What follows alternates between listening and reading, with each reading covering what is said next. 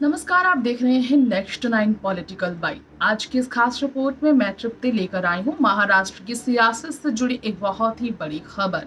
महाराष्ट्र में राज और उद्धव, जी हां, राज ठाकरे और उद्धव ठाकरे की एक होने को लेकर लगातार सियासी बयानबाजी का दौर चल रहा है। महाराष्ट्र में आगामी बीएमसी इलेक्शन से पहले जिस तरीके से राज ठाकरे ने एक बार फिर से अपने भाई उद्धव ठाकरे को साथ आने के लिए एक इशारा कर उन्हें जो है सो मांग की, उसी तरह से उद्धव ने भी पुराने झगड़ों को भूलकर, विवादों को भूलकर राज के साथ आने के लिए आखिर में हामी भरी। लेकिन कुछ शर्तें भी उन्होंने रखी कि पहले की तरह वो उन लोगों के साथ नहीं मिलेंगे जिन्होंने उद्धव ठाकरे की शिवसेना को तोड़ना चाहा।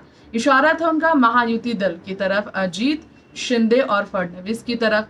ऐसे में कई शर्तों के साथ राज ठाकरे को लेकर फैसला लिया उद्धव ठाकरे ने फिर गठबंधन कराने का। इस बीच राज ठाकरे और उद्धव ठाकरे की गठबंधन की खबरों की चर्चा जब शुरू हुई तो महायुति में भी उफान आ गई। महायुति में महाराष्ट्र के मुख्यमंत्री देवेंद्र फडणवीस हाल ही में दोनों को लेकर बयानबाजी करते नजर आए। दरअसल हिंदी भाषा को अनिवार्य करने को लेकर ही ये झगड़ा है। राज ने कहीं ना कहीं महायुति के इन पहलों को लेकर नाराजगी जाहिर की और मराठी मानुष के हित में उन्होंने उद्धव को साथ आने के लिए न्योता दिया। इसी पर उद्धव तो मान गए, लेकिन फडणवीस ये सुनकर काफी अचंभित है।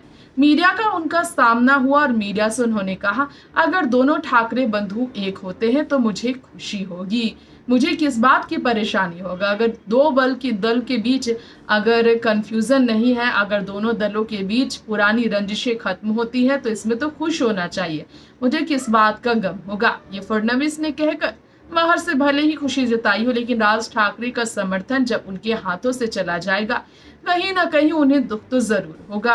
बता दें, पिछले विधानसभा चुनाव में महाराष्ट्र में राज ठाकरे के एमएनएस ने बहुत बुरा परफॉर्म किया था।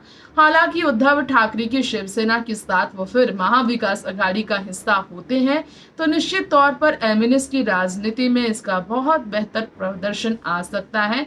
एकता में ही अनेकता है, ये यूं ही नहीं कहा गया। फिलहाल इस रिपोर्ट में इतना ही। तमाम देश दुनिया की खबरों में बने रहने के लिए और एक भी अपडेट मिस ना करने के लिए हमारे चैनल नेक्स्ट 9 पॉलिटिकल बाइट को आप जरूर सब्सक्राइब करें और अपनी हर एक जानकारी हम आप तक उपलब्ध कराएंगे। इसके लिए बेल आइकन को भी दबाएं। कमेंट बॉक्स में अपनी राय भी भेजना हमें बिल्कुल ना भूलें। बताते चले, एमएनएस को लेकर राज ठाकरे का ये फैसला है कि वो यूबीटी शिवसेना के साथ जुड़ सकते हैं, जिसे उन्होंने पारिवारिक रंजिशों की वजह से सालों पहले छोड़कर नई पार्टी का गठन किया। हालांकि वो ना तो महायुति के साथ हुए, ना ही महाविकास आघाड़ी के साथ, और उसका असर उनकी पार्टी को विधानसभा चुनाव में भुगतना ही पड़ा।